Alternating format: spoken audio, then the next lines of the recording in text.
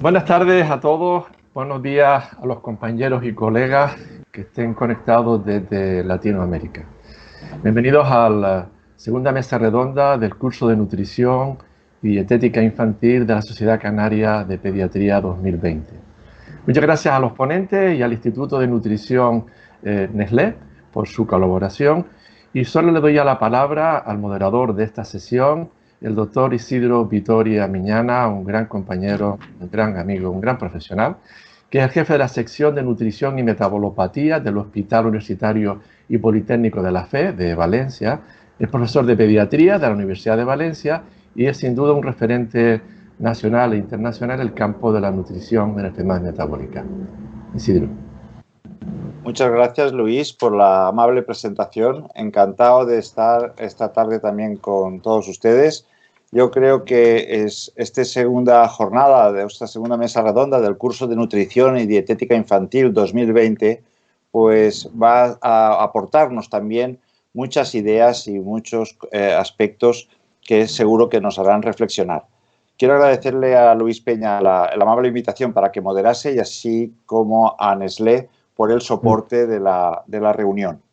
En primer lugar, va a hablar Mónica Ruiz Pons. Mónica es la jefa de la Unidad de Nutrición y Metabolopatías del Hospital Universitario Nuestra Señora de la Candelaria de Tenerife. También es profesora asociada de la Universidad de La Laguna. Es miembro del Grupo de Trabajo de Nutrición de la ECOM, donde ha elaborado protocolos diversos sobre metabolopatías. Es también muy buena amiga y muy querida y apreciada, pues, en mi caso y por caso de Luis también. Va a hablarnos del fallo de Medro del lactante, actitud diagnóstica y terapéutica, un tema que seguro que va a generar mucha necesidad de información. Hola, buenas tardes a todos. Me sumo a los agradecimientos tanto a Luis Peña por organizar estas segundas jornadas como también a la Casa Nestlé por darle todo el apoyo para darle una continuidad y creo y espero que esto siga adelante para el próximo año. Y sin más, gracias a todos vosotros los que estáis conectados en este día tan caluroso, a ver si nos calentamos un poquito las ideas. Y yo voy a hablar de fallo de Medro. Esta es una condición que ya se describe hace más de un siglo, que se le han acuñado a diferentes terminologías como síndrome de privación ambiental, onanismo por deprivación psicoafectiva. El fallo de Medro se empezó ya a acuñar a partir del año 1930. Últimamente el término que se suele utilizar o por el que se aboga que se utilice es el de crecimiento inapropiado, o que es una traducción literal del faltering growth. El fallo de Medro tiene una alta prevalencia en primaria, hay aproximadamente un 10% de las consultas, por eso es importante intentar llegar a un diagnóstico etiológico para intentar frenarlo y que no se desarrollen consecuencias a largo plazo, como pueden ser la de la afectación del crecimiento. Entre un 25 y un 60% de los casos se habla de que puede haber una talla más pequeña o un bajo peso, y también por las posibilidades de afectación del neurodesarrollo, a nivel de aprendizaje, a nivel también de función cognitiva, aunque en los estudios esto no está del todo claro. Es muy diferente los escenarios en cuanto al fallo de Medro, en cuanto a las sociedades avanzadas o las sociedades en vías de desarrollo. Este es el último informe de UNICEF del año 2019, y atendiendo a la clasificación de la Organización Mundial de la Salud con respecto a un niño normal, un niño más delgado o un niño más bajito o un niño que ya es más delgado y más bajito. Estos son los datos que arrojan. Si os fijáis, este es el número total de niños más delgados que sufren una malnutrición aguda severa, donde hay casi 50 millones. Asia del Sur es el país con una mayor prevalencia y le sigue África. Todos sabéis que la malnutrición aguda tiene una alta mortalidad y esto no ha bajado, la prevalencia no se ha conseguido bajar a nivel mundial y está muy relacionada con la pobreza y con los cambios estacionales. Uno piensa que hay más niños delgados que bajitos, pero es todo lo contrario. Fijaros, el número de niños totales son de 150 millones de niños que se les ha afectado el crecimiento en longitud. Aquí también son el sur de Asia, sobre todo la India y África del sur, del centro y del este. Hay también otro término que se llama el hambre oculta, que hace mención al déficit de micronutrientes. Fijaros que hay 340 millones de niños por debajo de 5 años con hambre oculta. Y aquí solamente hace referencia a la deficiencia de hierro y a la deficiencia de vitamina E, donde no hay ninguna población que esté exenta de ello. Cuando nosotros queremos identificar esta población de niños, estamos hablando de niños pequeñitos, por debajo de 2 o 3 años, donde lo que se va a producir es una ganancia de peso subóptima en el tiempo, o sea, es un proceso dinámico. El fallo de Medro no es una enfermedad, es un hallazgo antropométrico que nosotros nos encontramos en una gráfica y que tiene un abanico amplio que puede ser desde un niño normal a un niño que realmente tenga un proceso orgánico o una enfermedad de base que lo está provocando. Existen diferentes, no hay un consenso único con respecto a la definición del fallo de Medro, pero sí hay unos criterios antropométricos dinámicos que uno utiliza para poder identificar estos niños. Uno de ellos es la caída de percentiles de peso a lo largo del tiempo, 2 o más percentiles. Otro es el peso que se sitúa por debajo del P3 o del P5, según la gráfica que utilicemos y en más de una ocasión. Y una tercera definición sería aquellos niños que no experimentan una ganancia de peso menor de la esperada según la edad. Fijaros que las ganancias de peso son muy grandes los primeros 3 meses de vida, pero que después ya al final del primer año son incluso la mitad o por debajo de la mitad cuando lo contabilizamos a nivel semanal. No es lo mismo un niño que nazca en unos percentiles entre el 3 y el 10, porque hay un porcentaje de niños que de manera natural pueden caer, un 5% de niños caen de manera natural 1 o 2 percentiles, ¿vale? Entonces, no es lo mismo, nosotros tenemos que establecer unos umbrales de preocupación con respecto a la caída de percentiles. Si es un niño que nace en percentiles normales, podemos decir un niño que cae, sería un umbral de preocupación el que cae 2 percentiles de peso, pero si es un niño grande para la edad gestacional, ya nacido ya en el percentil 97, podemos ser más laxos y podemos decir que tenemos que preocuparnos cuando hay una bajada de 3 percentiles de peso. En cambio, si es un niño pequeñito que ha nacido, por ejemplo, en el percentil 3, cuando baja ya un percentil, ya puede ser un umbral antropométrico que tenemos que pensar que puede pasar algo. El fallo de Medro asusta mucho al pediatra, crea mucha ansiedad, sobre todo a nivel de los padres, y hay que saber cuál es el niño que realmente tiene un fallo de Medro del que no lo tiene. Y aquí va un ejemplo. Este es un niño que remitieron con 15 meses, porque en la revisión de los 12 meses había experimentado una bajada de percentiles, tenía un desarrollo psicomotor normal, se le pidió una analítica completa donde lo único que destacaba era una ferropenia. Su pediatra también le pidió una ecotransfrontalar que fue normal y estaba pendiente cuando nosotros lo vimos de una radiografía de Carpo. Estas son las gráficas del niño que nació en unos percentiles normales y si fijáis tenía una bajada de percentiles de peso con una gráfica de talla prácticamente normal. Era un niño sano, no acudía a la guardería, había sido amamantado durante los 6 primeros meses de vida, ¿vale? Y no tuvo ningún problema con la alimentación complementaria ni tenía enfermedades intercurrentes. Y este es el registro suyo de 24 horas, donde tomaba por la mañana un biberón de leche entera, a media mañana pues tomaba jamón, queso, galletas, en el almuerzo un potaje reforzado y después un lácteo de postre, por la tarde tomaba una compota de frutas o un yogur, por la noche otro potaje de otro biberón de leche con cereales. Con esto lo que quiero decir es que hay que permitir que una población de niños sean niños delgados y son sanos, como por ejemplo el niño que acabamos de ver. Como un falso fallo de Medro también hay que incluir la talla baja familiar o el retraso constitucional de talla. Son niños que experimentan una bajada simultánea tanto de peso como de talla. La talla baja familiar es imprescindible que nosotros sepamos la talla de los padres. En ambos casos, después los niños crecen apropiadamente. La única diferencia que hay uno es que, bueno, aquí tiene una talla, su edad ósea es acorde, mientras que aquí hay un retraso en la de ósea.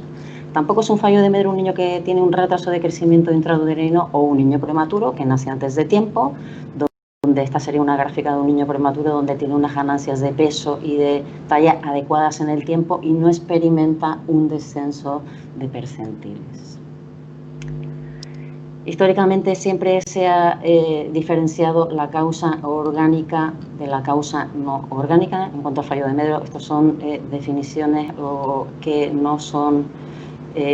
la causa orgánica sería cuando nosotros descubrimos que existe un proceso de base, ¿vale?, que dificulta el crecimiento de ese niño, mientras que la causa no orgánica, que es un trastorno del comportamiento, una disfunción psicosocial, es la mayoría de los niños que nosotros experimentamos. Estas definiciones, estas etiologías, por supuesto, no son excluyentes. Y en la fisiopatología siempre se han barajado 3 mecanismos: una disminución de las ingestas. Esta es la causa más frecuente que nosotros vemos en el 80% de los niños y también en atención primaria, porque es cuando el trastorno del comportamiento alimentario y de la disfunción social que presenta ese niño. Cualquier enfermedad intercorrente, cualquier proceso infeccioso, cualquier proceso crónico del niño adenoideo puede provocar un déficit de ingestas. Unos requerimientos aumentados pueden aparecer, por ejemplo, pues en el niño cardiópata o en aquellos niños con una displasia broncopulmonar. Y un aumento de las pérdidas fundamentalmente en aquellos niños con un proceso de mala absorción, un niño con una enteropatía, un niño con una fibrosis quística, por ejemplo.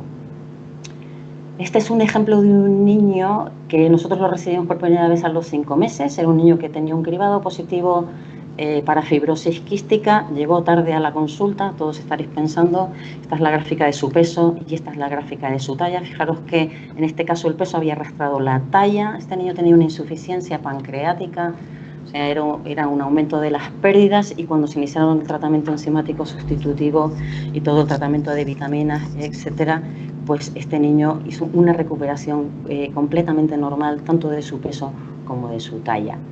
Llama la atención que la talla se haya caído de manera tan temprana. ¿Esto por qué se produce? Pues porque durante los 6 primeros meses es cuando el ser humano espera el periodo de crecimiento más rápido, de desarrollo más rápido con respecto a etapas posteriores. Los requerimientos por unidad de peso corporal aquí son mayores proporcionalmente que en cualquier otra época posterior. Y esto da lugar a que fácilmente ese niño no crezca apropiadamente. Si os fijáis, el ingreso energético que el niño necesita para crecer, sobre todo en los primeros 3 meses, es un 35%, pero después ya al final del primer año cae. Es decir, pero si el ingreso energético es bajito, las repercusiones serán en detrimento del crecimiento y no de mantenimiento de su actividad metabólica basal. A la hora del abordaje diagnóstico de estos niños, 4 puntos. Una anamnesis, cosas importantes en la anamnesis, por supuesto los antecedentes familiares y los antecedentes personales. Tenemos que saber cuál es la talla de los padres para conocer la talla diana proyectada de ese niño, que nos va a ayudar para, sobre todo, descartar los niños con una talla baja. Es decir, no todos los niños van a ser un Pau Gasol, evidentemente, cuando son padres bajitos. También los antecedentes familiares y personales van a hacer también descartar esos falsos fallos de Medro que acabamos de comentar. Y es importante también que siempre tengamos en cuenta las enfermedades intercurrentes que pueden ser el detonante de que ese niño no gane peso apropiadamente en el tiempo. Por ejemplo, cuando ingresa en una guardería. La encuesta dietética es imprescindible, por lo menos una encuesta dietética de 24 horas para conocer la variedad, la cantidad, la calidad y la frecuencia de consumo de ese niño. Hay que saber las características también del alimentador principal. Y también tenemos que intentar conocer determinados signos o síntomas que puedan ser sugestivos de que la relación alimentaria es disfuncional, que no es apropiada. Por ejemplo, cuando son comidas largas y estresantes, cuando hay que distraer al niño para aumentar las ingestas, tenemos que ponerle la televisión, cantarle una canción, una falta de independencia apropiada en la alimentación, es decir, que ese niño no vaya adquiriendo las destrezas manuales apropiadas, como ya comentó el otro día la doctora Murray, con un fallo de aceptación de texturas. También, por ejemplo, hay niños que a una determinada edad aún siguen manteniendo una alimentación nocturna, sobre todo porque los padres piensan que ese niño no está creciendo apropiadamente y van y le dan un biberón durante la noche. O bien aquellos niños que mantienen de manera prolongada una lactancia materna o un biberón más allá de la edad que les compete, ¿no? Porque no han hecho una buena diversificación alimentaria. Después hay unas señales de alarma que sí que a nosotros nos tienen que hacer una atención más rápida y seguramente más profunda a la hora de nosotros orientar a ese niño. Causas orgánicas como por ejemplo la presencia de disfagia y de aspiración, un rechazo en la alimentación perfectamente puede ser un signo de que ese niño tiene problemas al tragar, o de una odinofagia, o de un dolor aparente al comer, la presencia de vómitos o de diarreas, retraso en el neurodesarrollo de ese niño o síntomas cardiorrespiratorios crónicos. Pero como nosotros vivimos en una sociedad donde la mayoría de los problemas a los que nosotros nos enfrentamos son problemas del comportamiento, también tenemos que fijarnos mucho, ¿no?, en trastornos como la fijación que tiene un niño por la comida. Son niños que son muy selectivos por las comidas y no quieren hacer una diversificación alimentaria, o la alimentación nociva de un padre que obliga a comer al niño o lo castiga, o un cese abrupto tras un evento, o las náuseas anticipadas, por ejemplo, cuando un niño tú le acercas la cuchara y el niño ya empieza a querer vomitar. Son importantes. Del 25% de los padres que afirman que sus hijos tienen un problema de la alimentación, solamente un 5% tienen realmente un trastorno de la alimentación. El resto son niños normales con padres preocupados, o bien niños que presentan una condición ligera, que nosotros es importante que la detectemos para poderle poner una solución. La antropometría, ¿por qué es importante? Porque hay que dibujar la talla de todos estos niños, desde el percentil en el que nace a el percentil, y conocer sobre todo bien la talla diana. Importante, un niño que se descuelga 2 percentiles de su talla diana es un niño del que hay que estar pendiente. Con respecto a las tablas de referencia, nosotros utilizamos las tablas de referencia de Orbegoso. Esto de Orbegoso del año 88, ya ha habido una iniciativa del Servicio Canario de Salud para cambiarlas. Se iban a cambiar a partir de mayo, pero con los problemas del confinamiento que hubo no pudo ser. Yo me imagino que esto será ahora para el verano, para después del verano, para cambiarlas por las tablas de la OMS. ¿Por qué por las tablas de la OMS? Todos sabéis que las tablas de la OMS, que se publicaron en el año 2006, están basadas en una población de niños sanos, en unas condiciones sanitarias, unas condiciones sanitarias y económicas normales, una población que representa los 5 continentes. Son niños fundamentalmente amamantados durante los 6 primeros meses de vida y que se les siguió después hasta los 5 años. Es decir, que representarían el objetivo de crecimiento de cualquier niño sano. Ahora os voy a poner un ejemplo. Esta es una niña que nos remitieron con 16 meses de vida porque había hecho un fallo de Medro. Si os fijáis, aquí había hecho una bajada de 2 percentiles. Era una niña muy activa, que comía variada, no se enfermaba pese a que iba a la guardería. Y este era su registro de lo que comía en el día, ¿no? Tomaba un biberón de leche por la mañana con cereales y gofio, otro por la noche, a media mañana una pieza de fruta, a mediodía un potaje reforzado y un yogur, y por la tarde una compota o un yogur con galletas. Una niña con unas ingestas aparentemente normales. Si yo utilizo las tablas de la OMS, si os fijáis, esta niña no está experimentando ninguna caída de percentiles y tiene una ganancia de peso mucho más armónica, y lo mismo ocurre con la longitud. Cuando yo quiero clasificar la desnutrición, estos son los índices nutricionales que propone la OMS, fundamentalmente la relación del peso con la talla o el índice de masa corporal. Ambos tienen una curva percentilada que nos sirve muy bien porque es una curva dinámica y nos ayuda a, incluso cuando tenemos que enseñársela a los padres, o bien la puntuación Z. La puntuación Z es un valor más absoluto y es más exacto y nos permite hacer un seguimiento posterior, sobre todo en aquellos niños por debajo de una puntuación Z de 2. Tanto el percentil peso por la talla como el índice de masa corporal, ambos son los que son recomendados por la OMS. Nosotros utilizamos también el índice de Waterloo porque también es muy práctico, que solamente sirve clasificar los trastornos por defecto, y todo el mundo conoce esta fórmula y los puntos de corte. Si alguno se quedó con la duda de que la última niña que había presentado realmente tenía un fallo de Medro, cuando yo utilizo el índice de peso para la talla, si os fijáis, esta niña se sitúa en el percentil 50. ¿Cómo clasifico yo la desnutrición? pues cuando la relación peso-talla o el índice de masa corporal está entre -2 y -3 desviaciones estándar, hablamos de que es moderada, y cuando está por debajo de 3 hablamos de que es grave. Cuando hay una afectación de la talla de manera secundaria, o sea, porque el peso ya ha afectado también a la talla, lo mismo, es una moderada cuando la talla se sitúa entre -2 y -3 desviaciones estándar y grave por debajo de 3.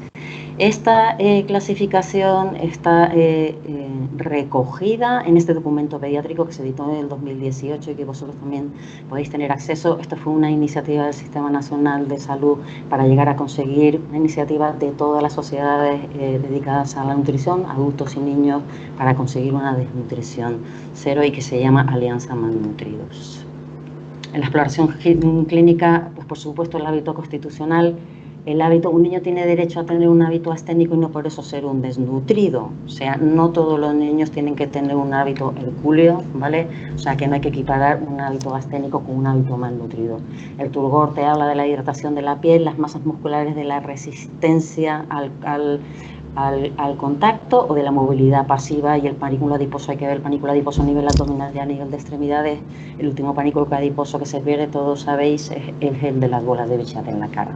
Signos de deficiencias específicas, por ejemplo, un rosario costal, una craniotabes, una seroftalmía. ¿Y qué hacemos con los exámenes complementarios? Pues los exámenes complementarios, cuando nosotros hemos hecho una buena anamnesis y una buena exploración clínica y no nos dicen absolutamente nada, no sospechamos que hay una patología orgánica de fondo, no nos van a decir mucho más. Los exámenes complementarios al final para lo que sirven es para tranquilizar al pediatra y sobre todo para tranquilizar a los padres que no hay un proceso orgánico de fondo que sea el que provoque dicho fallo de Medero. Lo más frecuente que se puede encontrar cuando nosotros pedimos unos exámenes complementarios es la ferropenia, sobre todo, y ahora que vemos pacientes con lactancias maternas muy prolongadas, y si no hacen una adecuada alimentación complementaria, es un hallazgo relativamente frecuente. Ahora, cuando sospechamos un fallo de Medero, bueno, pues hay que barajar los signos de alarma que hemos comentado. Cuando están presentes, entonces sí que tenemos que pedir unas pruebas complementarias. Y aquí también hay que descartar, por supuesto, inicialmente los falsos fallos de Medero. Fundamentalmente el niño que delgado, sano pero delgado. Como nosotros estamos en una sociedad avanzada y aquí lo que nosotros más vemos son fallos de Medero de origen psicosocial y del comportamiento, es muy importante que nosotros también conozcamos el patrón del alimentador, el estilo de alimentación del que da de comer al niño. Podemos distinguir 4 patrones. El patrón responsable son aquellos padres que ellos son los que dan la oferta alimentaria y eligen cuándo, dónde y lo que le dan de comer, y permiten que el niño asuma las cantidades que él quiera comer. El patrón controlador sería el más frecuente, el 50% de las madres y más sobre todo el de los padres, son los que no atienden a las señales de hambre o de saciedad del niño, y entonces utilizan técnicas coercitivas o técnicas de castigo que inicialmente pueden ser muy efectivas, pero que a la larga son contraproducentes. El patrón indulgente es, venga, aquí a la carta, el niño que coma lo que quiera comer. Tampoco están presentes, no hace caso a las señales de hambre o de saciedad ese niño, y además tampoco se establecen límites, con lo cual al final estos niños terminan comiendo mal, tienen una mala calidad nutricional y además tienen tendencia al sobrepeso. Y el patrón negligente pues es el que, por supuesto, no atiende y no es responsable a la hora de comer, ni tampoco a nivel de otras esferas como son las esferas afectivas. También a la larga este patrón tiene una alta posibilidad de hacer un sobrepeso. El tratamiento, por supuesto, multidisciplinar, y el tratamiento también debe ser un tratamiento individualizado. Tenemos 3 pilares: el dietético, el psicológico, y tenemos también que conocer unos criterios de derivación. El dietético es el pilar más importante. Y tenemos que conseguir 3 objetivos: mejorar la ingesta de energía y proteínas, conseguir una ganancia ponderal que permita un catch-up, es decir, un crecimiento recuperador, y corregir las deficiencias nutricionales cuando se presenten. ¿Eso qué es lo de conseguir un catch-up? Conseguir un catch-up es conseguir una ganancia de peso que duplique o que triplique la ganancia de un niño normal. De manera que si estos son los requerimientos normales, las IDR o por la EFSA normales, tanto de proteínas o de energía de estos niños, si yo quiero conseguir un catch-up, tengo que aumentarlas. Tengo varios métodos. Yo puedo aumentar entre un 30 y un 50% estas IDR. Puedo utilizar una fórmula para hacerlas, tantos de calorías o de proteínas, serían las IDR de su edad, multiplicadas por el peso medio según su talla actual, divididas por el peso actual. Es una fórmula que conoce todo el mundo. O bien utilizar las recomendaciones de la OMS, que dependiendo de la ganancia ponderal que nosotros queramos conseguir, entre 10 o 20 gramos al kilo y día, tiene muy en cuenta la relación de proteínas y de energía. Es decir, tiene muy en cuenta la calidad de ese crecimiento y de que la relación proteico-energética se mantenga entre 9 y un 11%. ¿Esto qué significa exactamente? ¿Qué significa la eficiencia del catch-up? La eficiencia del catch-up significa que a nosotros nos interesa que el tejido aumentar la cantidad de tejido magro y mucho menor la cantidad de tejido graso. ¿Y eso cómo lo conseguimos?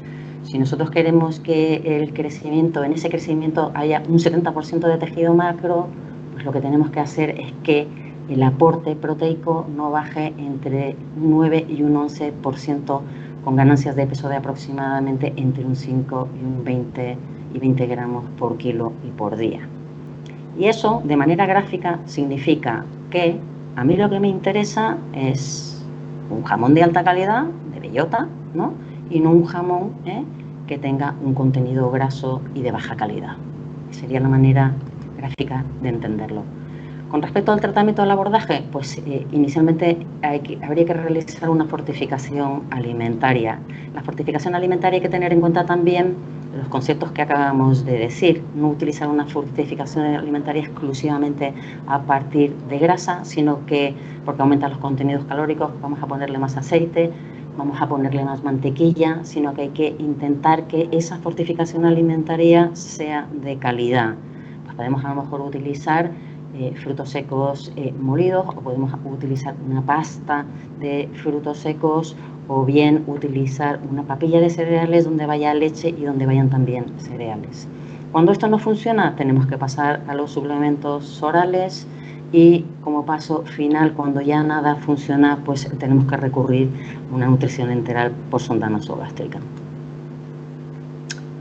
Este es otro ejemplo. Esto fue una niña repetida con 16 meses que tenía un fallo de Medero, se había ingresado a los 5 meses por una bronquiolitis y continuaba con broncoespasmos de repetición que dificultaban tener unos buenos ingresos energéticos, de nutrientes. No había sido alimentado con lactancia exclusiva durante 6 meses y había tenido una adecuada diversificación complementaria. Estos eran sus registros de 24 horas, una papilla de cereales por la mañana, un yogur, una compota a media mañana, un potaje reforzado y trozos de un segundo, y un yogur o un lácteo por la tarde, una compota de frutas, y por la noche tomaba otro potaje reforzado. Una niña que durante la noche y a lo largo del día también utilizaba un pecho de demanda.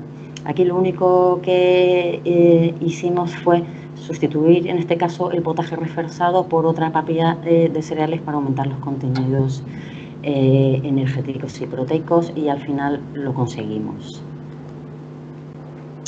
No solamente hay que decir lo que come un niño, sino también el comportamiento a la hora de cuando está comiendo. Hay que evitar las distracciones. Vosotros sabéis que este patrón, cuando ya está establecido, es muy difícil, ¿vale? Eliminarlo, ¿no? El niño que come delante de la televisión, delante del Peppa Pig, hay que mantener una actitud neutral, ¿vale? Una actitud neutral se refiere a que no hay que castigar al niño, no hay que gritarle, no hay que chillarle, no hay que mandarle a su cuarto oscuro. Hay que facilitarle una alimentación que aumente el apetito, hay que limitar la duración de las comidas, no hay que sentar al niño y decirle hasta que no te termines el plato no te puedes levantar, y hay que intentar distribuir las comidas entre 3 comidas principales y 2 snacks entre ellas. Siempre como bebida hay que ofrecerle el agua. Por supuesto es importante servir los alimentos apropiados para la edad. Ya lo comentó también Mercedes, hay que ir haciendo un aumento progresivo de las texturas y hay que también intentar introducir los alimentos nuevos y que no porque lo pruebe una vez y ya no lo quiera, ya hay que decir que no le gusta, sino hay que seguir insistiendo y hay que potenciar también la autonomía del niño. Un niño es capaz de autoabastecerse a la hora de alimentarse aproximadamente entre los 15 y los 18 meses de edad. Hay que dejar que el niño también que toque la comida, que se pringue, ¿vale? Y que la experimente. Ya hemos dicho que los padres siempre están muy preocupados a la hora de que su hijo, a la hora de las comidas, y entonces con respecto a las preocupaciones que los padres nos cuentan, pues podemos hacer diferentes categorías de niños. El niño que tiene un apetito limitado, ¿vale? El niño que come de todo, pero come en pequeñas cantidades. Esto suele aparecer cuando al final del primer año, cuando el niño ya el crecimiento es mucho más lento. Entonces suelen ser niños que crecen bien, pero que los padres están muy preocupados. Entonces el niño tiene mucho más interés, ¿no? Cuando el niño ya empieza a autoabastecerse en la comida, el niño tiene más interés en jugar que en otra cosa. Entonces hay que decirle a los padres que se tienen que tranquilizar en estos aspectos y que atiendan a las sensaciones de hambre y de saciedad y que no le estén dando de comer continuamente. La ingesta selectiva son aquellos niños que no quieren probar alimentos nuevos. Todo el mundo sabe que la neofobia es característica de los omnívoros, que aparece sobre todo al final del primer año y es más intensa entre los 18 y los 2 años y que después empieza a desaparecer. Entonces, el problema que plantea la ingesta selectiva es que es la respuesta que generan los padres, en que al final los padres utilizan técnicas coercitivas y técnicas casi de castigo y los obligan a comer. La ingesta selectiva sí es importante o es más intensa, sobre todo en los niños autistas, ¿vale? En un 90% de ellos que solamente llegan a comer entre 10 o 15 alimentos al día. El miedo a comer que se presenta, esto aparece cuando hay un evento, sobre todo cuando el niño se ha atragantado, cuando se le ha forzado a comer, o en aquellos niños en los que hemos tenido que utilizar una sonda nasogástrica durante periodos largos de tiempo y después incluso no saben comer. Es muy típico que tú le empiezas a dar de comer, ¿no? El niño empieza a comer, pero enseguida rechaza el biberón o rechaza la cuchara. Curiosamente son niños que comen mejor dormidos. Y el patrón con respecto al patrón alimentario de los padres, que es otra de las cosas que también tenemos que tener en cuenta y que ya acabamos de comentar. ¿Cuándo tenemos que saber que hay que derivar a un niño con un cuadro de medero persistente que no mejora con los consejos? Cuando por supuesto hay una desatención familiar o una negligencia por parte del alimentador principal, o cuando exista una causa orgánica que así lo requiera. Otra cosa muy importante también es el seguimiento de estos pacientes. Estas son las últimas guías que están publicadas en el año 2017, porque nosotros la monitorización que tenemos que hacer del peso será según la ganancia ponderal que nosotros queramos conseguir con respecto a este niño.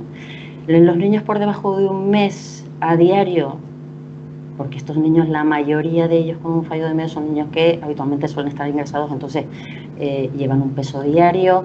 Entre el 1 y los 6 meses el peso debería ser semanal, en la segunda semestre cada 15 días y por encima de los 12 meses pues mensual.